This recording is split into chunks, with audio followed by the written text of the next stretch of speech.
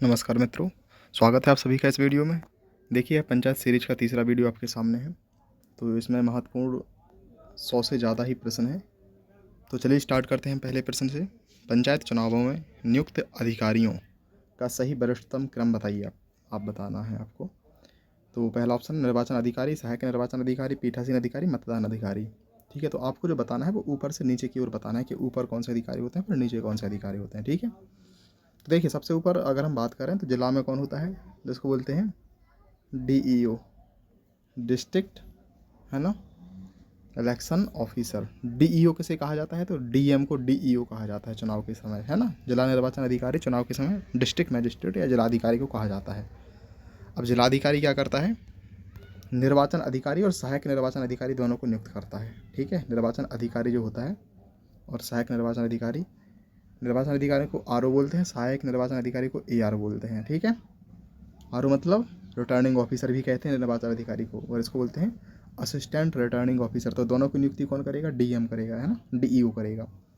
उसके बाद कौन होता है, पीठासीन अधिकारी, प्रिजाइडिंग ऑफिसर, उसके बाद मतदान अधिकारी। ठीक है, तो इस प्रकार से करेक्ट आंसर ऑप्शन ए ही हो जाएगा। चलिए आगे चलते हैं, और यहाँ पर आप ध्यान दीजिए, यहाँ पर जो पीठासीन अधिकारी है, मतदान अधिकारी, इनकी नियुक्ति कौन करेगा, तो जो यहाँ पर निर्वाचन अधिकारी होता है जिसको ईओ कहते हैं, है ना, आरओ कहते हैं जिसको, है ना, आरओ रिटर्निंग ऑफिसर। तो रिटर्निंग ऑफिसर और एआरओ असिस्टेंट रिटर्निंग ऑफिसर दोनों की नियुक्ति कौन करता है, तो दोनों की नियुक्ति करता है डीएम। लेकिन जो पीठासीन अधिकारी है, प्रिजाइडिंग ऑफिसर और मतदान अधिकारी है ना, पोलिंग ऑफिसर है, इन दोनों की नियुक्ति करता है निर्वाचन अधिकारी, है ना। और निर्वाचन अधिकारी सामान्यतः एसडीएम होता है, सब डिविजनल मजिस्ट्रेट या डिप्टी कलेक्टर जो होता है वो क्या होता है, निर्वाचन अधिकारी रिटर्निंग ऑफिसर होता है। और रिटर्निंग ऑफिसर नहीं, एसडीएम ही पीठासीन अधिकारी, प्रिजाइडिंग ऑफिसर और पोलिंग ऑफिसर की नियुक्ति करता है। चलिए आगे चलते हैं अगले प्रश्न पर। पंचायत चुनावों के संचालन का पर्यवेक्षण कौन करता है, तो पंचायत चुनावों का जो संचालन होता है उसका पर्यवेक्षण कौन करता है, देखिए कौन करता है, तो मुख्य निर्वाचन अधिकारी, सहायक निर्वाचन अधिकारी, जिलाधिकारी या मतदान अध्यक्ष। तो देखिए जिला में अगर हम बात करें तो संचालन कौन करता है, जिलाधिकारी, डिस्ट्रिक्ट मजिस्ट्रेट पंचायत चुनाव के संचालन का पर्यवेक्षण करता है। आगे चलते हैं। उत्तर प्रदेश पंचायत विधि संशोधन अधिनियम 1994। तो उत्तर प्रदेश पंचायत विधि संशोधन अधिनियम कब आया, 1994 में, के अनुसार कोई व्यक्ति यदि दो या दो से अधिक पदों को धारण करता है, मतलब पंचायत में दो या दो से ज़्यादा पदों पर वो चुना जाता है, तो कितने दिनों के अंदर एक पद के अतिरिक्त शेष पदों से त्यागपत्र देना होगा। जैसे मान लीजिए कोई व्यक्ति ग्राम प्रधान चुना गया है ना, कोई व्यक्ति जिला पंचायत सदस्य चुना गया, एक ही व्यक्ति है वो, तब वो क्या करेगा, वो एक जगह पर ही रह सकता है, बाकी वहाँ उसको एक जगह से क्या देना होगा, इस्तीफा देना होगा। तो जो इस्तीफा देगा वो कितने दिन के अंदर देगा, 60 दिन के अंदर देगा। ठीक है, उत्तर प्रदेश पंचायत विधि संशोधन अधिनियम कब है, 1994। यह लागू कब हुआ था, 22 अप्रैल, है ना, 1994। ठीक है, तो आप ध्यान रखेंगे इसको। बाकी जो उत्तर प्रदेश पंचायत राज अधिनियम है वो 1947 में आया था। ठीक है, निम्न में से असत्य कथन कौन सा है, गलत छांटना है हमको। पंचायत संबंधी परिभाषाएं, तो हाँ, पंचायत संबंधी परिभाषाएं अनुच्छेद 243 में दी गई हैं, पंचायतें भाग 9 में दी गई हैं, ये भी सही है। संविधान के भाग 9 में पंचायतें हैं, पंचायतों की विधि, है ना, 243 अंगा में दी गई है। आप इसको थोड़ा, हमने आपको इंग्लिश में बताया तो आप इंग्लिश का थोड़ा यूज करिएगा। जैसे का से स्टार्ट होता है, का, खा, गा, घा, अंगा, तो इसको ए बोलेंगे, इसको बी सी डी ई। ठीक है, तो पंचायतों का विधि कहाँ पर है, अंगा में है। ठीक है, तो ये भी करेक्ट है। पंचायतों में स्थानों का आरक्षण तो आपको पता होगा, 243 डी, है ना, 243 डी जो है उसमें क्या है, आरक्षण की बात है, तो ये गलत हो जाएगा, है ना। वो पूछ रहे थे असत्य कथन कौन सा, तो यही असत्य है, क्योंकि यहाँ पर सी बताया है इन्होंने, गा मतलब सी, तो अनुच्छेद 243 सी में संरचना है, 243 डी में क्या है, आरक्षण है। चलिए आगे चलते हैं अगले प्रश्न पर। राष्ट्रीय सामाजिक सहायता कार्यक्रम NSAP किस मंत्रालय द्वारा संचालित होता है, तो राष्ट्रीय सामाजिक सहायता कार्यक्रम नेशनल सोशल असिस्टेंस प्रोग्राम 15 अगस्त 1995 को इसकी स्टार्टिंग हुई थी। तो यह किस मंत्रालय के द्वारा संचालित होता है, तो ग्रामीण विकास मंत्रालय के द्वारा, है ना, रूरल डेवलपमेंट मिनिस्ट्री के द्वारा इसको संचालित किया जाता है। ठीक है, इसके तहत जो 5 स्कीमें थी, आप उनको कमेंट बॉक्स में ज़रूर उनकी 5 स्कीमों के नाम लिखें, और 5 स्कीमों की जो स्टार्ट हुई वो किस किस वर्ष से स्टार्ट हुई आप कमेंट बॉक्स में ज़रूर लिखें।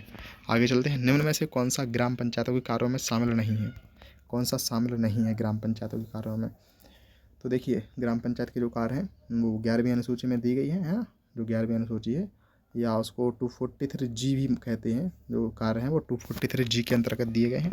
तो कौन कौन से कार्य हैं, तो सामुदायिक आस्तियों का अनुरक्षण, हाँ, सामुदायिक परिसंपत्ति है उनका अनुरक्षण करना है, स्वास्थ्य और स्वच्छता है, ये भी है, ईंधन और चारा है, ये भी है, सांस्कृतिक, शैक्षणिक और सौंदर्यपरक आयामों की अभिवृद्धि तो ये 11वीं अनुसूची में नहीं है, ठीक है। तो पंचायतों के कार्यों में ये शामिल नहीं है। निम्न में से कौन सुमेलित है? गाँव की जनसंख्या, पंचायत सदस्यों की, है ना, जनसंख्या। तो देखिए कौन सुमेलित है, यहाँ पर प्रश्न गलत है, यहाँ पर होना चाहिए कौन सुमेलित नहीं है, ठीक है। देखिए गांव की जनसंख्या अगर 1000 हो तो आपको पता होगा, अगर किसी गांव की जनसंख्या या गांव को मिलाकर जनसंख्या 1000 होती है तभी ग्राम पंचायत का गठन किया जाता है। तो ग्राम पंचायत का गठन 1000 की जनसंख्या पर किया जाता है, और 1000 की जनसंख्या पर जो पंचायत सदस्य यानी वार्ड मेंबर बनते हैं, जिनको पंचायत सदस्य कहते हैं, वो बनते हैं 9। तो यही सुमेलित नहीं है, क्योंकि यहाँ पर 7 लिखा है, तो यहाँ पर 9 बनना चाहिए। तो 1000 से 2000 की जनसंख्या पर 11 बनते हैं, तो करेक्ट है। और यहाँ पर 2000 से 3000 की जनसंख्या पर कितना बनते हैं? तो 2000 से 3000 की जनसंख्या पर कितने बनते हैं? 13, और 3000 से अधिक जनसंख्या पर 15 बनते हैं, ठीक है। तो इस प्रकार से आप देख सकते हैं। चलिए आगे चलते हैं। तो इसमें सही पूछा था, है ना, सही सुमेलित है, तो एक ही सही सुमेलित है ना, तो वो कौन सा है? ये वाला सही सुमेलित है, बाकी गलत सुमेलित है, आपको सही बता दिया गया है। पंचायतों के सामान्य निर्वाचन की तिथियों का निर्धारण किसके द्वारा किया जाता है? तो जो चुनाव होते हैं उनकी डेट को कौन जारी करता है? तो डेटों को जारी करता है राज्य निर्वाचन आयोग। आप कमेंट बॉक्स में इसका अनुच्छेद जरूर बताएं, है ना, 243 के तहत किस अनुच्छेद में है, उसका सब पार्ट बताएं आप। राज्य सरकार द्वारा न्यूनतम कितनी जनसंख्या वाले ग्राम या ग्राम समूह को पंचायत क्षेत्र घोषित किया जाता है? तो अभी आपको बताया जा चुका है 1000। कोई व्यक्ति ग्राम पंचायत का प्रधान या सदस्य निर्वाचित होने के लिए अनर्ह है ना, यदि, तो जो अनर्हता है वो 243 कहाँ पर है? एफ में है ना, 243 एफ में है। आप उसको हिंदी में बना सकते हैं। तो अनर्ह कब होगा? तो संसद या राज्य विधानमंडल का सदस्य, हाँ, अगर वो सांसद या विधायक है तो वो नहीं बन सकता। किसी जिला पंचायत का सदस्य या उपाध्यक्ष है तो भी नहीं बन सकता वो। किसी सहकारी संस्था का अध्यक्ष या उपाध्यक्ष है तब भी नहीं बन सकता। तो अनर्हता यह तीनों ही है, ठीक है। तो इसमें अनर्ह है यदि, तो उपरोक्त में से सभी हो जाएगा। अगर यही मतलब जितनी भी जब आते हैं, अगर उनमें से किसी एक में भी होता है तो वो अनर्ह होगा। चलिए आगे चलते हैं। क्षेत्र पंचायत के संबंध में कौन सा कथन सत्य है? तो क्षेत्र पंचायत, जिसको पंचायत समिति भी कहते हैं, है ना, जो मध्यवर्ती स्तर होता है ग्राम से ऊपर और जिला के नीचे, कौन सा कथन सत्य है? प्रत्येक खंड के लिए एक क्षेत्र पंचायत होगी, तो हाँ होगी। क्षेत्र पंचायत एक निगमित निकाय होगी, हाँ, तो ये भी है। क्षेत्र पंचायत का कार्यालय ऐसे स्थान पर होगा जो राज्य सरकार द्वारा अवधारित किया जाएगा, तो हाँ ये भी सही है। तो वहाँ पर कार्यालय होगा जहाँ पर राज्य सरकार निर्धारित करे। शक्तियों और उत्तरदायित्वों को लेकर पंचायतों से संबंधित कौन से कथन सत्य हैं, है ना। शक्तियों के बारे में बताना है आपको, पंचायतों के बारे में तो सत्य बताना है। आर्थिक विकास योजना और सामाजिक न्याय योजना तैयार करना, तो हाँ पंचायतों का काम होता है आर्थिक विकास योजना और सामाजिक न्याय योजना तैयार करना। संविधान की 11वीं अनुसूची में दिए गए 29 विषय, तो कितने विषय दिए गए हैं? 29 विषय 11वीं अनुसूची में के संबंध में आर्थिक विकास और सामाजिक न्याय की योजना को कार्यान्वयन, तो हाँ ये भी सही है। उचित कर, शुल्क, टोल और शुल्क लगाना और एकत्र करना, तो ये भी करेक्ट है। तो तीनों आंसर इसके करेक्ट हो जाएंगे। आगे चलते हैं। किस वर्ष ग्रामीण क्षेत्रों में बेरोजगार और अल्प रोजगार वाले पुरुषों एवं महिलाओं के लिए लाभकारी रोजगार सृजन करने के उद्देश्य से जवाहर रोजगार योजना प्रारंभ की गई? GRY, जवाहर रोजगार योजना कब प्रारंभ की गई? तो आपको बताया जा चुका है 1989 में, ठीक है। मैं पंचायती राज के प्रति पूर्णतः आशान्वित हूँ। मैं महसूस करता हूँ कि भारत के संदर्भ में यह बहुत कुछ बहुत ही क्रांतिकारी है। तो ये बात किसने कही थी? तो ये बात किसने कही थी? पंडित जवाहरलाल नेहरू जी ने। आगे चलते हैं। ग्राम पंचायत के सदस्य को अधिकार प्रदत्त है। जो ग्राम पंचायत के सदस्य है उसको अधिकार कौन कौन से दिए जाते हैं? तो अधिकार जो है, अगर आपने पढ़ा होगा ग्राम पंचायती राज अधिनियम 1947 उत्तर प्रदेश का, तो उसमें जो धारा 26 है, कौन सा है धारा जो 26 है, उसके तहत बताया गया है कि पंचायत के सदस्य के कौन कौन से अधिकार है। तो 26 में ही लिखा है कि संकल्प प्रस्तुत कर सकता है ग्राम पंचायत का सदस्य और संबंध विषय के संबंध में प्रश्न पूछने का। तो करेक्ट आंसर हो जाएगा ए बी, दोनों अधिकार प्रदत्त हैं। ग्राम पंचायत को किसके आदेश से उसके अधिकार सीमा से बाहर स्थित संस्थाओं को चंदा देने का अधिकार प्राप्त है? तो ग्राम पंचायतें किसके आदेश के, है ना, हिसाब से अपनी सीमा से बाहर स्थित संस्थाओं को चंदा देने का अधिकार प्राप्त है? तो कौन? राज्य सरकार। राज्य सरकार के आदेश से ही वो चंदा दे सकती हैं, ठीक है, दूसरी बाहर संस्थाओं को। ग्राम पंचायत के संगठन को अधिसूचित करने के लिए ग्राम प्रधान के अतिरिक्त कितने सदस्यों का निर्वाचित होना आवश्यक होता है? तो आपको इसका भी कमेंट बॉक्स में जो यूपी पंचायती राज अधिनियम है उसका वो बताना है धारा की, किस धारा में ये बात कही गई कि ग्राम पंचायत के संगठन को अधिसूचित करने के लिए ग्राम प्रधान के अतिरिक्त कितने सदस्यों का निर्वाचन होना आवश्यक होता है? तो 2/3। अगर चुनाव होता है, अगर उसमें प्रधान और 2/3 सदस्यों का चुनाव होता है तभी पंचायत का गठन होता है, अन्यथा पंचायत भंग की जाती है और वहाँ पर एक प्रशासक समिति नियुक्त की जाती है जो 6 महीने के लिए कार्य करती है। आगे चलते हैं। राज्य सरकार किसके अनुरोध पर पंचायत क्षेत्रों के नामों में परिवर्तन कर सकती है? तो पंचायतों के नाम में अगर परिवर्तन होना तो कौन करेगी? राज्य सरकार करेगी। किसके अनुरोध पर? तो संबंधित ग्राम पंचायत के अनुरोध पर। अगर ग्राम पंचायत चाहे कि हमारे, है ना, ग्राम पंचायत का नाम बदला जाए तो वो कह सकती है राज्य सरकार से। पंचायत चुनाव से उम्मीदवारों से नाम वापस लेने का दिनांक, स्थान और समय कौन निर्धारित करता है? तो पंचायत चुनाव से उम्मीदवारों के नाम वापस लेना है ना, पहले नामांकन होता है, उसके बाद कुछ टाइम बाद नाम वापस होने की प्रक्रिया होती है।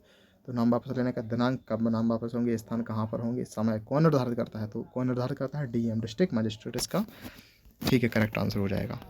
नामांकन प्रस्तुत करने का दिनांक, स्थान और समय किसके द्वारा निर्धारित किया जाए? तो सेम बात है, नामांकन हो या नामांकन वापस होना हो तो कौन? जिला मजिस्ट्रेट इसका करेक्ट आंसर हो जाएगा। पंचायत चुनाव में नाम निर्देशन पत्रों की छपाई, है ना, जो नाम निर्देशन पत्र होते हैं उनकी छपाई और उनका मूल निर्धारण किसके द्वारा किया जाता है? तो वही नामांकन पत्र किसके द्वारा छापे जाते हैं? डीएम, करेक्ट आंसर हो जाएगा, जिलाधिकारी।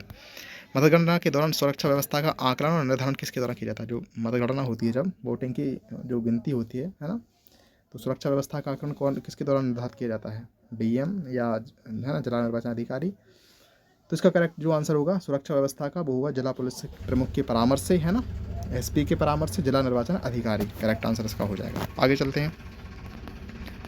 मतदान स्थल में प्रवेश को कौन सुनिश्चित करता है? तो मतदान स्थल जो बूथ होता है उसमें प्रवेश को कौन सुनिश्चित करता है? तो जो मतदान अध्यक्ष होता है वही प्रवेश को सुनिश्चित करता है। चलिए आगे चलते हैं। मतदान अभिकर्ता, उसको बोलते हैं पोलिंग एजेंट, है ना, कि नियुक्ति कौन करता है? तो अभिकर्ता जो होते हैं एजेंट, उनको कौन बनाता है? तो आपने सुना होगा उम्मीदवार ही अपने अभिकर्ता को नियुक्त करते हैं। मतदान अधिकारी किसके द्वारा नियुक्त किया जाता है? तो जो मतदान अधिकारी होता है उसको कौन नियुक्त करता है? तो आपको बताया जा चुका था, कौन नियुक्त करता है? रिटर्निंग ऑफिसर, जो कि एक एसडीएम होता है। चलिए आगे चलते हैं। यदि मतदान अध्यक्ष किसी कारणवश मतदान स्थल से अनुपस्थित हो, मतदान अध्यक्ष का मतलब प्रिजाइडिंग ऑफिसर, पीठासीन अधिकारी, तो उसके कृत्यों का संपादन कौन करता है? तो सहायक निर्वाचन अधिकारी एआरओ करता है। क्या मतदान अधिकारी करता है?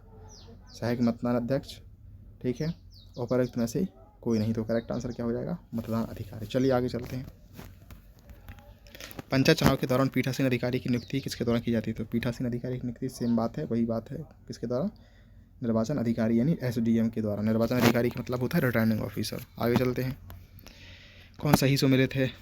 तो मुख्य निर्वाचन अधिकारी की नियुक्ति राज्य सरकार करती है, तो ए करेक्ट है ना, जो मुख्य निर्वाचन अधिकारी होता है उसकी नियुक्ति राज्य सरकार करती है, ए सही सुमेलित है। बाकी रिटर्निंग ऑफिसर की नियुक्ति बोल रहे हैं राज्य निर्वाचन आयोग करते हैं, गलत। रिटर्निंग ऑफिसर की नियुक्ति डीएम करता है।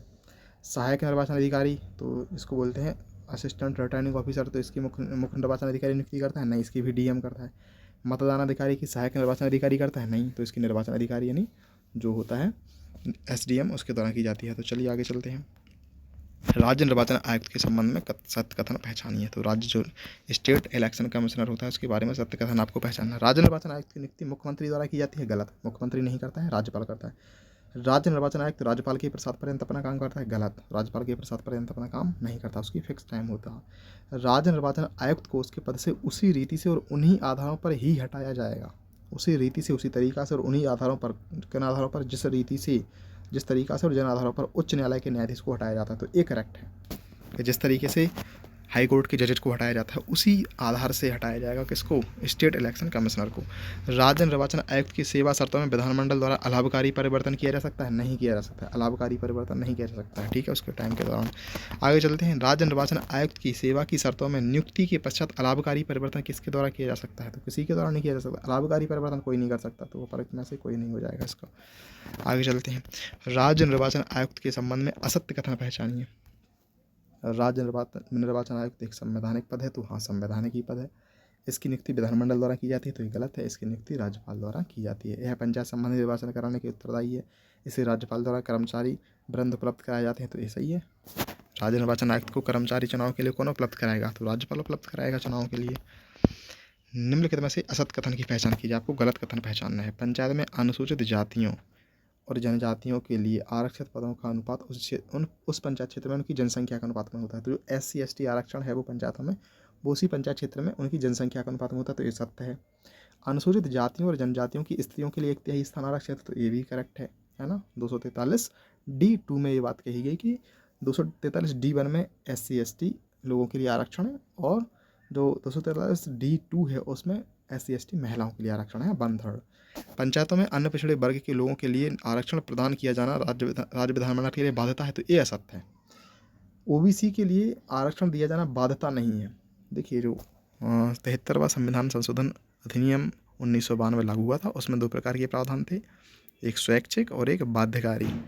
तो स्वैच्छिक मतलब बाध्यकारी का मतलब होता है कि जो हर राज्य में होंगे, है ना, हर राज्य में वो लागू होंगे नियम, और जो स्वैच्छिक होंगे वो राज्य विधानमंडल पर छोड़ दिया जाएगा। जैसे ओबीसी के लिए आरक्षण, तो ओबीसी के लिए आरक्षण एक क्या है, स्वैच्छिक है, राज्यों के ऊपर है वो, तो ये विधानमंडल के लिए बाध्यता नहीं, बाध्यता है तो ये गलत है, बाध्यता नहीं है। बाकी पंचायत के अध्यक्षों के पद स्त्रियों के लिए 1/3 आरक्षित होंगे, तो ये भी हमने पढ़ा है, कहाँ पर पढ़ा है, उत्तर प्रदेश पंचायती राज अधिनियम में। ठीक है, भारतीय संविधान के किस अनुच्छेद में अन्य पिछड़ा वर्ग के लिए आरक्षण की सुविधा है? तो ओबीसी के लिए जो आरक्षण है वो कौन सा है, 243D6। ठीक है, 243D6 जो है उसमें ओबीसी के लिए आरक्षण की बात की गई है। प्रत्येक पंचायत में महिलाओं के लिए 1/3 आरक्षण का प्रावधान किस अनुच्छेद में किया गया है? तो महिलाओं के लिए अगर आरक्षण की बात करें तो 243D3 में है। चलिए आगे चलते हैं। तो आप क्या करना है, आपको एक काम करना है, जो 73वां संविधान संशोधन अधिनियम है 1992, उसके आप हर जो अनुच्छेद है उसको आप ध्यान से रट कर जाएँ, पूरे अनुच्छेदों को याद कर लें, वो महत्वपूर्ण है। ठीक है, वो महत्वपूर्ण है, बहुत महत्वपूर्ण है चीज़ें, तो वहाँ से। और अगर जो उत्तर प्रदेश पंचायती राज अधिनियम 1947 है उसमें आप महत्वपूर्ण धाराओं को याद रखें। ठीक है, प्रधान का पद किस धारा में है, ग्राम सभा किस धारा में है, ग्राम पंचायत किस धारा में है, राज्य वित्त आयोग किस धारा में है, राज्य निर्वाचन आयोग किस धारा में है, तो आप वहाँ पर महत्वपूर्ण धाराओं को याद रखें, है ना। सेक्रेटरी का जो पद है वो किस धारा में है ना, सरकारी जो सेवक हैं वो किस धारा में, तो आप, है ना, भूमि प्रबंधक समिति किस धारा में है, संयुक्त समिति किस धारा में, तो महत्वपूर्ण चीज़ों को याद रखें। वहाँ पर आपको सब धारा याद नहीं करनी है, लेकिन आपको यहाँ पर 73वें संविधान संशोधन अधिनियम में सभी धाराएं याद करनी है, आप ध्यान रखेंगे इस बात को। वह न्यूनतम जनसंख्या कितनी है जिसके नीचे 73वें संशोधन अधिनियम के उपबंध के अनुसार मध्यवर्ती स्तर पर यानी ब्लॉक स्तर पर पंचायतें गठित नहीं की जाएंगी? तो इसका करेक्ट आंसर हो जाएगा 20 लाख। अगर 20 लाख से किसी राज्य की जनसंख्या कम है तो वहाँ पर ब्लॉक लेवल पर पंचायतें स्थापित नहीं की जाएंगी। चलिए आगे चलते हैं। अनुसूचित जातियों और अनुसूचित जनजातियों के लिए पंचायतों में आरक्षण किस अनुपात में प्रदान किया गया है? तो आपको बताया जा चुका है। तो अनुसूचित जातियों और जनजातियों की जनसंख्या का अनुपात उस क्षेत्र की कुल जनसंख्या के अनुपात में, अभी हम पढ़ चुके हैं इसको। चलिए आगे चलते हैं। प्रत्येक ग्राम पंचायत द्वारा अपने कार्यों के क्रियान्वयन के लिए गठित समितियों में कौन समिति शामिल नहीं है? तो ग्राम पंचायत समितियां बनाती है, ठीक है, तो नियोजन और विकास समिति ही बनाती है, स्वास्थ्य और कल्याण समिति भी, जल प्रबंधन समिति, परिवहन समिति नहीं होती है, ठीक है, तो कौन समिति शामिल नहीं है? परिवहन समिति। राज्य विधानमंडल द्वारा पंचायतों को कर अधिरोपित करने, है ना, टैक्स लगाने, कौन शक्ति देगा? राज्य विधानमंडल देगा, पंचायतों को शक्ति देगा कि वो कर अधिरोपित करें, है ना। कर अधिरोपित करने और संग्रहित करने की शक्ति प्रदान की गई है। इनमें से कौन सा कर पंचायत के क्षेत्राधिकार में नहीं है? भूमि कर, प्रकाश कर, निजी शौचालयों पर कर, मद्यपान पर कर। तो भूमि कर भी लगा सकती है, प्रकाश कर भी लगा सकती है, निजी शौचालयों पर कर, मद्यपान पर कर नहीं लगाती, दारू पर कर नहीं लगाती है कौन? पंचायत। चलिए आगे चलते हैं। पंचायत की सदस्यता के लिए निर्भरताएं किस अनुच्छेद में है ना? फेलियोर, इसको आप याद रखें, निर्भरता, फेलियोर, है ना, तो फेलियर से बनेगा अपना F, 243F करेक्ट आंसर हो जाएगा। आप इसको हिंदी में मिला सकते हैं कि का से स्टार्ट होगा तो F किस में पड़ेगा, वो आप ढूंढ सकते हैं। पंचायतों द्वारा कर अधिरोपित करने की शक्तियों का निर्धारण कौन करता है? तो अभी आपको बताया जा चुका है, कौन करता है? राज्य विधानमंडल। आगे चलते हैं। किस अधिनियम के तहत स्थानीय स्वशासन को हस्तांतरित विषय में की सूची में रखा गया था? तो स्थानीय स्वशासन को हस्तांतरित विषय की सूची में रखा गया था भारत शासन अधिनियम 1919 में, ठीक है, इसको बोलते हैं मॉन्टेग्यू चेम्सफोर्ड सुधार। इसके तहत क्या हुआ था? स्थानीय स्वशासन को हस्तांतरित, ट्रांसफर्ड लिस्ट में रखा गया था। एक थी हस्तांतरित और एक था आरक्षित। जो राज्य सूची थी तो राज्य सूची में रखा गया था इसको, सूची में, राज्य सूची को दो भाग में बांटा गया था। एक हस्तांतरित, जिस पर जो स्थानीय भारत के जो लोग थे, भारत जो राज्य सरकार के लोग मंत्री थे वो कानून बनाएंगे, और जो आरक्षित थे उस पर गवर्नर कानून बनाता था, ठीक है। चलिए आगे चलते हैं। तो 1919 के तहत रखा गया था। किसने यह विचार प्रतिपादित किया कि प्रत्येक गांव पंचायत का गणराज्य होगा? तो ये बात किसने कही थी? तो ये बात कही थी महात्मा गांधी जी ने। चलिए आगे चलते हैं। मुगल काल में ग्राम प्रशासन के लिए 3 अधिकारी उत्तरदायी थे। मुगल काल में कौन सा अधिकारी उन तीनों में नहीं है? तो मुकद्दम था गांव लेवल पर, चौधरी भी था, पटवारी था, कोतवाल नहीं था, कोतवाल शहरों में होता था, ठीक है, आपने सुना भी होगा, उल्टा चोर कोतवाल को डांटे। वैदिक काल में ग्राम का प्रशासनिक अधिकारी कौन था? तो वैदिक काल में जो गाँव का अधिकारी होता था उसको ग्रामणी कहते थे। आगे चलिए। ग्राम पंचायत की आमदनी के स्रोतों में क्या शामिल है? ग्राम पंचायत को आमदनी कहाँ से होती है? घरों और बाजारों पर लगाए जाने वाले कर से मिलने वाली राशि, तो हाँ। विभिन्न सरकारी विभागों द्वारा चलाई गई योजनाओं की राशि जो जनपद और जिला पंचायत से आती है, तो हाँ। समुदाय के काम के लिए मिलने वाले दान, तो ये भी करेक्ट आंसर होगा 1 2 3। चलिए आगे चलते हैं। निम्नलिखित कथनों पर विचार कीजिए। सरकार द्वारा, ठीक है, और आपको बताना कौन से शब्द हैं यहाँ पर लिखा है। सरकार द्वारा ग्राम पंचायत का सचिव नियुक्त किया जाता, तो हाँ, सरकार ही नियुक्त करती है, ठीक है, आपकी जो भर्ती हो रही है वो सरकार ही कर रही है, तो सरकार द्वारा ग्राम पंचायत का सचिव नियुक्त किया जाता है, जो ग्राम सभा का भी सचिव होता है। तो जो ग्राम पंचायत का सचिव होता है उसी को, मतलब वो ग्राम सभा के भी सचिव होता है, तो ये बात सत्य है। ग्राम पंचायत कई वार्डों में विभक्त होती है, तो हाँ, कई वार्डों में विभक्त होती है। प्रत्येक वार्ड अपना प्रतिनिधि चुनता है, जो वार्ड पंच के नाम से जाना जाता है, इसको वार्ड मेंबर भी कहते हैं, ठीक है। तो ये भी सही है। सचिव का कार्य ग्राम सभा, ठीक है, एवं ग्राम पंचायत बैठक बुलाना एवं पंचायतों की चर्चा एवं निर्णय का रिकॉर्ड रखना होता है। तो ये भी करेक्ट है। तो करेक्ट आंसर हो जाएगा 1 2 3। निम्नलिखित कथनों पर विचार कीजिए और बताना है कि कौन सा कथन असत्य है। देखिए आप नीचे पढ़ लें, असत्य की पूछी जा रही है, तो असत्य कौन सा है। तो यहाँ पर आपको गलत बात छांटनी है। तो पंचायती राज व्यवस्था में ग्राम पंचायत के बाद दूसरा स्तर क्षेत्र पंचायत का होता है, जिसे क्षेत्र पंचायत समिति भी कहते हैं। तो ये करेक्ट है। तो ये गलत नहीं है, ये सही है। संविधान में दिए हुए निर्देशों के आधार पर देश की हर राज्य ने पंचायत से जुड़े कानून बनाए हैं। तो हाँ, बिल्कुल बनाए हैं। इसलिए पंचायत संबंधी कानून हर राज्य में अलग हो सकते हैं। तो बिल्कुल हो सकते हैं। तो दोनों बात सत्य है, ठीक है। तो यहाँ पर पूछा था कौन से असत्य हैं, तो कोई असत्य नहीं है, दोनों सत्य हैं। तो ना तो एक ना दो इसका करेक्ट आंसर हो जाएगा। आगे चलिएगा। निम्नलिखित कथनों पर विचार कीजिए। ग्राम सभा, और यहाँ पर आपको फिर से बताना है कि कौन से कथन असत्य हैं। फिर से नीचे लिखा है, तो विचार कीजिए आप। ग्राम सभा एक पंचायत के सभी वयस्क सदस्यों से मिलकर बनी होती है। हाँ, करेक्ट है यहाँ तक। जिसमें सिर्फ एक गांव या एक से ज़्यादा गांव शामिल हो सकते हैं। तो हाँ, ये भी सही है। गांव के व्यक्ति जो 18 वर्ष या उससे अधिक के हों या उन्हें वोट देने का अधिकार प्राप्त हुआ है, ग्राम सभा का सदस्य होता है। तो दोनों बात सत्य है, लेकिन वो पूछ रहे थे कौन असत्य है। तो ना तो एक असत्य है ना दो। चलिए आगे चलते हैं। भारत के संविधान में पंचायतों तथा नगर पालिकाओं से संबंधित 73वें और 74वें संवैधानिक संशोधनों के समय भारत के प्रधानमंत्री कौन थे। तो दोनों संशोधन, जो पंचायत से राज व्यवस्था से संबंध है और यह नगर पालिका से संबंध है, दोनों 1992 में, ठीक है, भारत किए गए थे। तो उस टाइम पर कौन थे भारत के प्रधानमंत्री, है ना, PV नरसिम्हा राव जी, ठीक है। आगे चलते हैं। पंचायती राज में महिलाओं को 50% आरक्षण देने वाला पहला राज्य कौन सा है। तो सबसे पहले 50% जो आरक्षण दिया था वो बिहार ने दिया था, लगभग 2006 के आसपास, ठीक है। तो महिलाओं को आरक्षण कम से कम 33% तो होना ही चाहिए संविधान के अनुसार, लेकिन राज्य विधानमंडल इसको बढ़ा सकते हैं, उसकी कोई लिमिट नहीं है कितना होगा, ठीक है। निम्नलिखित में से कौन एक पंचायतों से संबंधित नहीं है। कौन संबंधित नहीं है पंचायतों से। राज्य निर्वाचन आयोग पंचायतों का चुनाव कराएगा। तो बिल्कुल ये तो संबंधित है। 74वां संविधान संशोधन अधिनियम गलत है, 73वां होना चाहिए था। 73वां संशोधन इससे संबंधित है, ये गलत हो जाए। सभी पंचायतों का कार्यकाल 5 वर्ष होगा। तो ये सही है। किसी पंचायत के भंग होने के 6 माह के अंदर नया चुनाव कराया जाएगा। तो ये भी सही है। पंचायत चुनाव के लिए मतदान स्थल का निर्धारण कौन करता है। मतदान स्थल, वोट कहाँ पर डाले जाएंगे। तो मुख्य निर्वाचन अधिकारी, जिलाधिकारी, सहायक निर्वाचन अधिकारी, निर्वाचन अधिकारी। तो मतदान जो स्थल होता है उसका निर्धारण SDM करता है, निर्वाचन अधिकारी या रिटर्निंग ऑफिसर करता है, ठीक है। कौन सी समिति पंचायती राज व्यवस्था से संबंधित नहीं है। संथानम समिति, GV राव समिति, अशोक मेहता समिति, LM सिंह समिति। तो ये तीनों हैं। बाकी संथानम समिति संबंधित नहीं है। GV राव समिति 1985 में आई थी। LM सिंह भी 1986 में, जिसने सबसे पहले कहा था कि पंचायतों को संवैधानिक दर्जा दिया जाए। किसने कहा था। LM सिंह भी। फिर उसके बाद PK थुंगन ने भी, समिति ने भी कहा था 1988 में जो बनी थी कि पंचायतों को संवैधानिक दर्जा दिया जाए। अशोक मेहता समिति 1977 में बनी थी और इसका कहना था कि त्रिस्तरीय पंचायती राज व्यवस्था की जगह पर द्विस्तरीय पंचायती राज व्यवस्था हो, जिसमें जिला परिषद मुख्य होना चाहिए, मुख्य, है ना, केंद्र होना चाहिए। उसके बाद मंडल पंचायत हो, जिसमें 15 से 20 हज़ार आबादी के जो गाँव हों वो इकट्ठे किए जाएँ, ठीक है। चलिए आगे चलते हैं। सामुदायिक विकास कार्यक्रम, है ना, को सर्वप्रथम कितने विकास खंडों में लागू किया गया था। तो CDP, है ना, कम्युनिटी डेवलपमेंट प्रोग्राम 2 अक्टूबर 1952 को स्टार्ट हुआ था और सबसे पहले इसको 55 जिलों में प्रारंभ किया गया था, ठीक है। और इसमें सहयोग किसने किया था। तो अमेरिका के फोर्ड फाउंडेशन ने इसका सहयोग किया था। चलिए आगे चलते हैं। मतगणना को शांतिपूर्वक संपन्न कराने का उत्तरदायित्व किसका होता था। मतगणना को जब वोटिंग की गिनती हो तो वो शांतिपूर्ण हो। तो रिटर्निंग ऑफिसर, पीठासीन अधिकारी, जिला मजिस्ट्रेट या मुख्य निर्वाचन। तो जो मुख्य काम होता है, जो बड़ा काम होता है, वो जिला मजिस्ट्रेट करता है ना, DM के निर्देशन में होता है कि शांतिपूर्ण मतगणना हो, ठीक है। आगे चलते हैं। मतगणना के संबंध में सामान्य प्रक्रिया क्रमशः अपनाई जाती है। क्या अपनाई जाती है वोटिंग में। मतपेटिकाओं की जांच, उम्मीदवारों द्वारा मतपेटिकाओं का निरीक्षण, मतपेटिकाओं में गड़बड़ी के संबंध टिप्पणी, मतगणना की गोपनीयता। तो क्रम से लगी हुई है।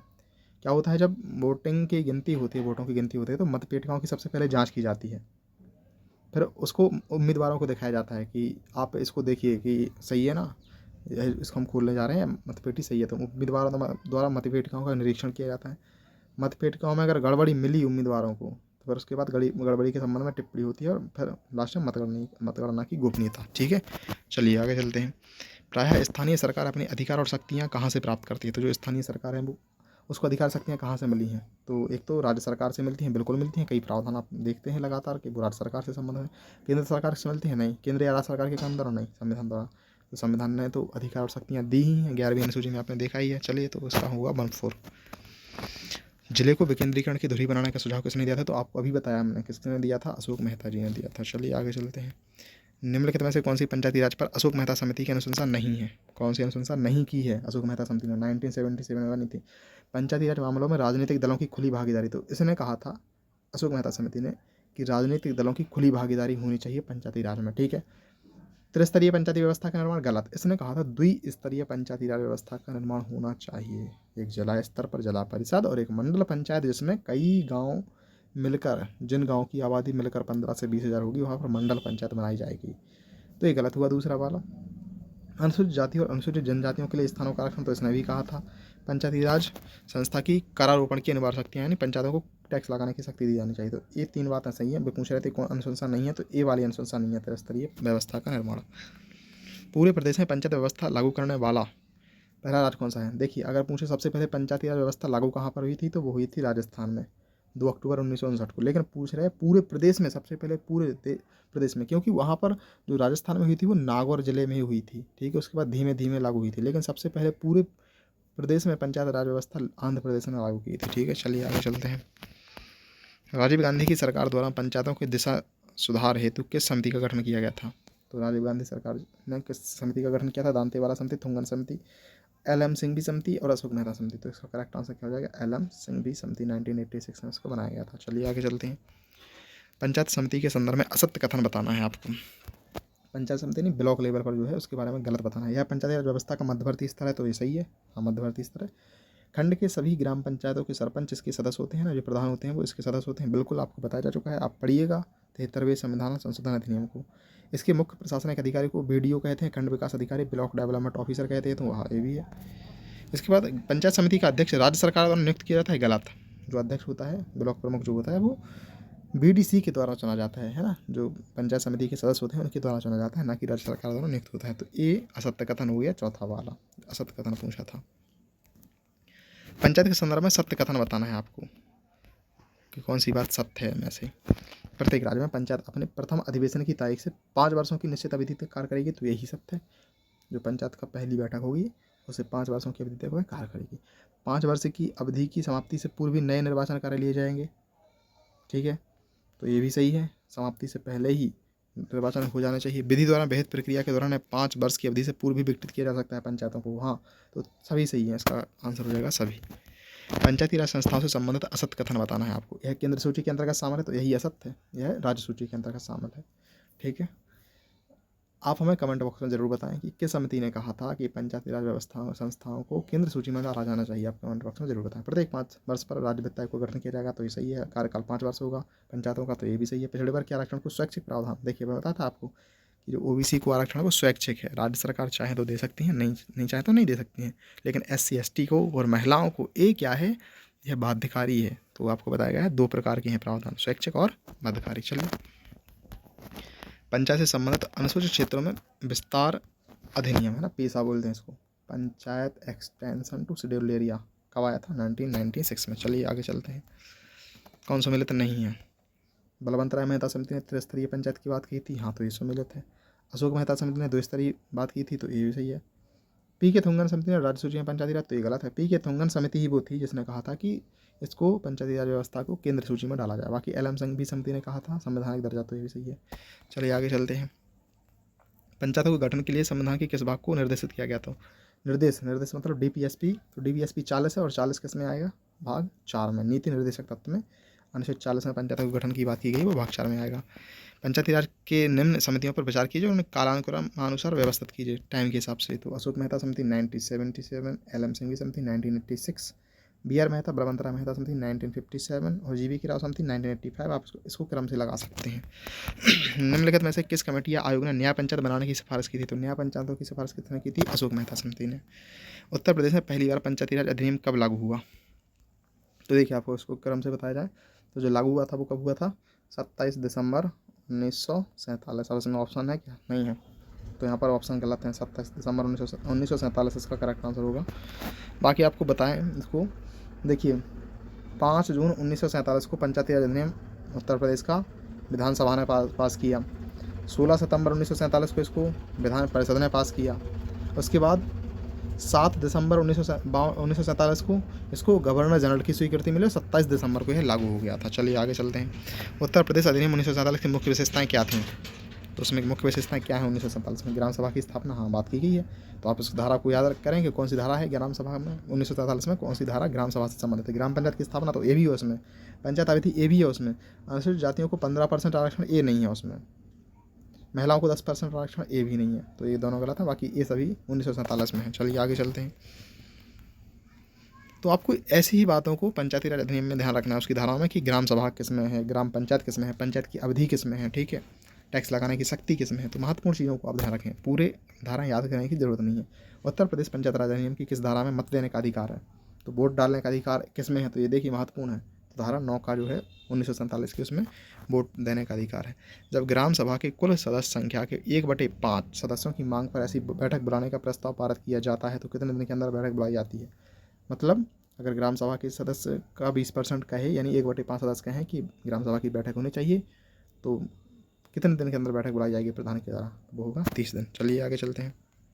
किस समिति ने पंचायती राज संस्थाओं को संवैधानिक रूप से मान्यता देने की सिफारिश की थी? तो आपको बताया जा चुका है, एल.एम. सिंघवी समिति। एल.एम. सिंघवी समिति के पश्चात किस समिति ने पंचायतों को संवैधानिक दर्जा देने की बात की थी? तो आपको बताया जा चुका है, पी.के. थुंगन समिति 1988। किस समिति की सिफारिश थी कि जिला परिषद का अध्यक्ष जिलाधिकारी को होना चाहिए? तो जिला परिषद का जो अध्यक्ष होना है वो डीएम को होना चाहिए। तो ये किसने कहा था? बलवंतराय मेहता समिति ने। आगे चलिए। पंचायती राज व्यवस्था है स्थानीय स्वशासन की? तो हाँ। जब संबंधों के साथ त्रिस्तरीय प्रणाली की? तो हाँ। लोकतांत्रिक विकेंद्रीकरण की? हाँ। पदसोपान संरचना की हिरार्की की? तो नहीं। ठीक है, तो करेक्ट होगा 1 2 3। आगे चलते हैं। ग्राम सभा स्थापित करने और ग्राम पंचायत का संचालन करने में उत्पन्न कठिनाइयों को दूर करने में कौन सक्षम है? तो ग्राम सभा स्थापित करने में जो कठिनाई आती है, ग्राम पंचायत का संचालन करने में जो कठिनाई आती है, उनको कौन दूर करता है? राज्य सरकार। और ये कहाँ पर बात है? ये उत्तर प्रदेश पंचायती राज अधिनियम 1947 की जो लास्ट धारा है, अगर आपने पढ़ी होगी, धारा नंबर 119, उसमें बात की गई है कठिनाइयों को दूर करने की शक्ति। ग्राम सभा की बैठक की गणपूर्ति के लिए कितने सदस्यों का न्यूनतम होना आवश्यक है? मतलब कितने सदस्य होना चाहिए तभी ग्राम सभा की बैठक होगी? तो वो होगा 1/5। ठीक है, 1/5। जिले में राज्य निर्वाचन आयोग के पर्यवेक्षण एवं नियंत्रण में प्रधानों और सदस्यों के निर्वाचन का पर्यवेक्षण कौन करता है? तो कौन करता है? DM, district magistrate. इसका करेक्ट आंसर हो जाएगा। उत्तर प्रदेश पंचायती राज अधिनियम की किस धारा में महिलाओं के आरक्षण की बात की गई है? तो महिलाओं के आरक्षण की जो बात की गई है, तो किस है ना 1947 में किस में की गई है? तो धारा 11A4 में की बात की गई है। चलिए आगे चलते हैं। उत्तर प्रदेश पंचायती राज अधिनियम की कौन सी धारा ग्राम प्रधान के चयन की बात करती है? तो ग्राम प्रधान का चयन होगा, ठीक है, जो ग्राम सभा के सदस्यों द्वारा की जाएगा, वो किस में है? 11B में है। चलिए आगे चलते हैं। भारत के संविधान की 11वीं अनुसूची द्वारा पंचायती राज संस्थाओं के अंतर्गत एक विषय निम्न में से कौन सा नहीं है? 11 पारंपरिक ऊर्जा संसाधन ए है, सड़कें भी है, पुस्तकालय भी है, उच्च शिक्षा है ना, इसमें शामिल नहीं है। चलिए आगे चलते हैं। पंचायतों के राजस्व के निम्न स्रोतों पर ध्यान दीजिए। और यहाँ पर है कि उपरोक्त में से पंचायतों हेतु वित्त के लिए सही विकल्प क्या होगा? वित्तीय है ना व्यवस्था के लिए। तो यहाँ पर आप देख सकते हैं कहाँ कहाँ से वित्त मिलेगा पंचायतों को। वित्त आयोग द्वारा स्थानीय निकाय अनुदान, तो ये सही है। केंद्रीय सहकारी बैंकों से सहायता मिल सकती है, बिल्कुल मिल सकती है। केंद्र द्वारा प्रायोजित योजनाओं हेतु आवंटन, राज्य संचित निधि से सहायता अनुदान, नाबार्ड है ना, 1982 में इसकी स्थापना हुई थी, 1982 में नाबार्ड की है ना, राष्ट्रीय कृषि एवं ग्रामीण विकास बैंक। तो ये पंचायतों के लिए राजस्व स्रोत वित्तीय नहीं देता है, बाकी सभी देते हैं। ठीक है, तो 1 2 3 4 हो जाएगा इसका करेक्ट आंसर। अनुसूचित क्षेत्रों में है ना, ग्राम सभा के सम्मेलन की अध्यक्षता कौन करता है? जब ग्राम सभा की मीटिंग होती है तो उसकी अध्यक्षता कौन करता है? अनुसूचित क्षेत्रों में पूछा गया है। अगर ग्राम पंचायत में बात करें तो प्रधान करता है, ग्राम पंचायत की भी अध्यक्षता और ग्राम सभा की भी अध्यक्षता, लेकिन अनुसूचित क्षेत्रों में कौन करता है? तो जो अनुसूचित क्षेत्रों में करता है वो है उपस्थित अनुसूचित जनजाति सदस्य, जो ग्राम सभा द्वारा चुना जाए, जो ग्राम सभा जिसको चुने अनुसूचित जनजाति के सदस्य। संविधान के प्रावधानों के अंतर्गत पंचायत चुनाव कराने का निर्णय किसके द्वारा लिया जाता है? तो पंचायत चुनाव कराने का निर्णय लेती है राज्य सरकार, और चुनाव कौन कराता है? राज्य चुनाव आयोग, ध्यान रखना है। उत्तर प्रदेश में पंचायती राज विधि संशोधन विधेयक कब लागू हुआ? तो आपको बताया जा चुका है 22 अप्रैल 1994। चलिए आगे चलते हैं। कौन सा एक सही सुमेलित नहीं है? तो यहाँ पर आप देखिए, लखनऊ में छावनी परिषद, तो ये सुमेलित है, लखनऊ में छावनी परिषद है। कानपुर में नगर निगम, तो कानपुर में नगर निगम है। गाजियाबाद में नगर पालिका परिषद, ये गलत है, गाजियाबाद में नगर निगम है। ठीक है, उत्तर प्रदेश में आपको पता होगा 17 नगर निगम है, जिसमें हाल में जो कौन सा बना है? शाहजहाँपुर है। ठीक है, काकोरी में नगर पंचायत, तो हाँ काकोरी में नगर पंचायत है। काकोरी कहाँ पर पड़ता है आप बताएं कमेंट बॉक्स में। ठीक है, काकोरी षड्यंत्र केस जो था वो कब हुआ था? ठीक है, काकोरी है ना, ट्रेन एक्शन जिसको बोला जाता है। आगे चलते हैं। उत्तर प्रदेश में ब्लॉक स्तर पर पंचायत समिति क्या होती है? तो ब्लॉक स्तर पर जो पंचायत समिति होती है वो प्रशासनिक प्राधिकरण की तरह काम करती है। उत्तर प्रदेश में महात्मा गांधी राष्ट्रीय ग्रामीण रोजगार गारंटी योजना यानी मनरेगा में आयोजना बनाने, संपादन करने और क्रियान्वयन की जिम्मेदारी किसकी होती है? तो आयोजना बनाना, संपादन करना और क्रियान्वयन करना किसकी जिम्मेदारी होती है? ग्राम पंचायत की। चलिए आगे चलते हैं। ग्राम सभा की बैठक होनी चाहिए, तो कितनी होनी चाहिए, वर्ष में 2 बार, कम से कम वर्ष में 2 बार बैठक होनी चाहिए ग्राम सभा की। ग्राम पंचायत की हर महीने में 1 बार होना चाहिए, 2 महीने से ज़्यादा का गैप नहीं होना चाहिए। ठीक है, चलिए आगे चलते हैं। ग्राम सभा की एक बैठक रबी की फसल के कटने के बाद होगी, जो रबी की फसल होगी, एक खरीफ की बैठक होगी। ठीक है, आगे चलते हैं कि संविधान के 73वें और 74वें संशोधन निम्न में से किन के सृजन के लिए उत्तरदायी हैं। तो इन दोनों संशोधन में किन का सृजन किया है, राज्य निर्वाचन आयोग का, हाँ बिल्कुल किया है, दोनों ने है, दोनों में राज्य निर्वाचन आयोग की बात है।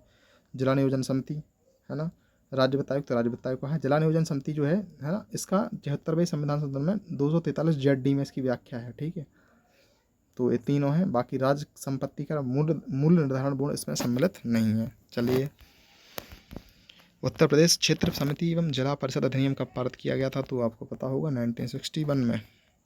किसी ग्राम पंचायत की प्रथम बैठक उसके गठन के कितने दिन के बाद होनी चाहिए, कितने दिन के भीतर होनी चाहिए, तो 30 दिन के भीतर होनी चाहिए। ग्राम पंचायत की 2 बैठकों के बीच कितने दिनों से अधिक का अंतर नहीं होना चाहिए, तो आपको बताया जा चुका है 2 माह से अधिक का गैप नहीं होना चाहिए। ग्राम पंचायत की बैठक है 73वां संशोधन अधिनियम की आधारभूत विशेषताएं हैं, और आपको बताना है कौन कौन सी विशेषताएं हैं। तो ग्राम मध्यवर्ती तथा है ना, ग्राम मध्यवर्ती और जिला स्तरों पर पंचायतों की त्रिस्तरीय संरचना का उपबंध है, तो हाँ ये सही है। अनुसूचित जनजातियों और जनजातियों और महिलाओं के लिए पंचायतों के सभी स्तरों पर स्थानों का आरक्षण है, तो ये भी सही है। राज्य निर्वाचन आयोग के नेतृत्व में पंचायतों के लिए निर्वाचन, ये भी सही है। संविधान की 11वीं अनुसूची का पुनः स्थापना, तो ये भी सही है, तो करेक्ट है 1 2 3 4। पंचायती राज संस्थानों को 29 कार्यों की सूची है ना दी गई है, किस अनुच्छेद के तहत दी गई है, तो 243 इसमें क्या होगा, 243 जी होगा इसका करेक्ट आंसर। ठीक है, आप ध्यान रखेंगे इसको, ये गलत लिखा है इसमें ऑप्शन। आगे चलिएगा, 73वें संविधान संशोधन के दौरान किन किन कार्यों को अनिवार्य बनाया गया। अनिवार्य बताना है आपको, जो अनिवार्य है, स्वैच्छिक नहीं है। ग्राम सभा का गठन अनिवार्य है, हर राज्य बनाएगा। पंचायतों के प्रत्येक स्तर पर प्रत्यक्ष चुनाव, तो ये भी अनिवार्य है, कोई है ना राज्य अपने हिसाब से आप प्रत्यक्ष नहीं कर सकता। महिलाओं को कम से कम 1/3 आरक्षण देने की व्यवस्था, तो ये भी है। 5 वर्ष के, चौथा भाग है कि 5 वर्ष के निश्चित कार्यकाल तथा व्यक्ति की स्थिति में 6 माह के भीतर चुनाव करने की बाध्यता, तो सभी है। ठीक है, आगे चलते हैं। निम्नलिखित कथनों में से स्थानीय स्वशासन के संदर्भ में महिलाओं के आरक्षण से संबंधित कथन का चयन कीजिए। स्थानीय स्वशासन में महिलाओं हेतु 1/3 पर आरक्षित हैं, तो ये सही है। 1/3 से अधिक स्थानों के आरक्षण हेतु राज्य विधानमंडल को शक्ति प्रदान की गई, तो ये भी सही है। पंचायती राज संस्थाओं में महिलाओं तथा दुर्बल वर्गों के अधिक प्रतिनिधित्व के समर्थक कौन थे। महिलाओं और दुर्बल वर्गों के कौन समर्थक थे ज़्यादातर, तो इसमें राजीव गांधी जी करेक्ट आंसर हो जाएगा। पंचायतों में महिलाओं को आरक्षण कब तक दिया जाएगा, तो महिलाओं को आरक्षण किसी भी समय सीमा का निर्धारण नहीं है। जबकि SC और ST को जो आरक्षण है वो अनुच्छेद, संविधान के अनुच्छेद 334 पर डिपेंड है। जब 334 खत्म होगा, जहाँ से लोकसभा और विधानसभा में SC ST का आरक्षण खत्म होगा, वहीं पर पंचायतों में भी SC ST का आरक्षण खत्म हो जाएगा। आगे चलते हैं। 73वें संविधान द्वारा अंतः स्थापित 11वीं अनुसूची में राज्य विधानमंडल और पंचायतों की भी शक्तियों का आवंटन करती है, तो राज्य विधानमंडल पंचायतों को शक्तियों का आवंटन करती है। 29 विषय सूचीबद्ध करती है। 11वीं अनुसूची में कौन से विषय सूचीबद्ध नहीं है। लघु सिंचाई सम्मिलित है, अग्नि सेवा सम्मिलित नहीं है, पशुपालन भी सम्मिलित है, महिला और शिशु विकास ये भी सम्मिलित है। चलिए आगे चलते हैं। भारत में कौन सा विषय पंचायती राज संस्थाओं की शक्तियों के अंतर्गत नहीं आता है। भूमि सुधारों का क्रियान्वयन पंचायतें करती हैं। निर्धनता निर्माण कार्यक्रम, न्यायिक पुनर्वीक्षण है ना, जुडिशियल रिव्यू, तो जुडिशियल रिव्यू कोर्ट से संबंधित है, ये इससे संबंधित नहीं है पंचायतों से। निम्नलिखित में से कौन पंचायत समितियों की सहायता से सभी ग्राम पंचायतों के बीच धन वितरण को नियंत्रित करता है, तो धन वितरण को नियंत्रित कौन करता है, पंचायत समितियों की सहायता लेकर ग्राम पंचायतों को धन वितरण के लिए कौन नियंत्रित करता है, तो जिला परिषद करता है। ठीक है, असत कथन छांटिए आप इसमें से। ठीक है, आपको असत बात, जो असत्य है वो उसको छांटना है। पंचायत क्षेत्र से अभिप्राय प्रादेशिक क्षेत्र से है, तो हाँ। ग्राम का निर्धारण राज्यपाल द्वारा किया जाता है, हाँ। पंचायतों का कार्यकाल चुनाव की तिथि से 5 वर्ष तक होता है, चुनाव की तिथि से नहीं होता है, बैठक की तिथि से होता है, तो ये गलत है। जनसंख्या से तात्पर्य पूर्ववर्ती जनगणना से, तो ये भी करेक्ट है। मध्यवर्ती और जिला स्तरों पर संसद सदस्य है ना, MP, विधानसभा सदस्य, MLA, विधान परिषद के सदस्य, MLC की सदस्यता संबंधी प्रावधान क्या है, तो यह आदेशात्मक है, विवेकाधीन है, तो यह विवेकाधीन है, आदेशात्मक नहीं है। मतलब राज्य अगर चाहें तो वो ब्लॉक लेवल पर और जिला लेवल पर MLA, MP है ना, MLC लोगों को सदस्य बना सकता है, लेकिन यह विवेकाधीन है, आदेशात्मक नहीं है। ठीक है, चलिए। 20 लाख से कम जनसंख्या वाले राज्यों को छोड़कर सभी राज्यों और संघ शासित क्षेत्रों में मध्यवर्ती स्तर की पंचायत का गठन वर्णित है, तो सभी राज्यों में मध्यवर्ती स्तर की पंचायत का गठन वर्णित है। केवल आदेशात्मक प्रबंधन में केवल स्वविवेकी में, तो आदेशात्मक है ये। मतलब 20 लाख से कम जनसंख्या वाले राज्यों को छोड़कर बाकी सभी राज्यों में ज़रूरी है, होना चाहिए है ना मध्यवर्ती स्तर, तो आदेशात्मक हुआ। पंचायतों का कार्यकाल 5 वर्ष नियत किया जाना किस तरह का उपबंध है, तो ये कैसा है, यह आदेशात्मक है, फिक्स है, इसको कम नहीं किया जा सकता, ना ज़्यादा किया जा सकता, ठीक है। तो ये आदेशात्मक है। 73वें संविधान संशोधन अधिनियम 1992 के तहत किस प्रकार के उपबंध किए गए हैं? तो दोनों प्रकार के किए हैं, आदेशात्मक और स्वविवेकी। चलिए आगे चलते हैं। पंचायती राज संस्थाओं के सशक्तिकरण के लिए किस वर्ष नोडल एजेंसी के रूप में पंचायती राज मंत्रालय, यानी भारत में पंचायती राज मंत्रालय कब बना? तो 2004 में बना। चलिए आगे चलते हैं। संयुक्त प्रांत पंचायती राज अधिनियम 1947 कब लागू हुआ? तो लागू कब हुआ? 27 दिसंबर 1947। तो देखिए इस प्रकार से इस वीडियो में हमने लगभग 111 प्रश्नों को हल किया है। आपको आशा करते हैं वीडियो अच्छा लगा होगा। आपने जितना स्कोर किया है वो कमेंट बॉक्स में लिख कर ज़रूर बताएं, ठीक है। इसके बाद आपको और भी वीडियो उपलब्ध कराए जाएंगे जो महत्वपूर्ण प्रश्न हैं। बाकी एक जो परीक्षा के लगभग 3 या 4 दिन पहले एक वीडियो आएगा, उसमें पूरे, ठीक है, 100 प्रश्न कराए जाएंगे और जो महत्वपूर्ण प्रश्न होंगे वो उसमें देखने को आपको मिलेंगे। चलिए तो वीडियो सुनने के लिए आप सभी का बहुत बहुत धन्यवाद।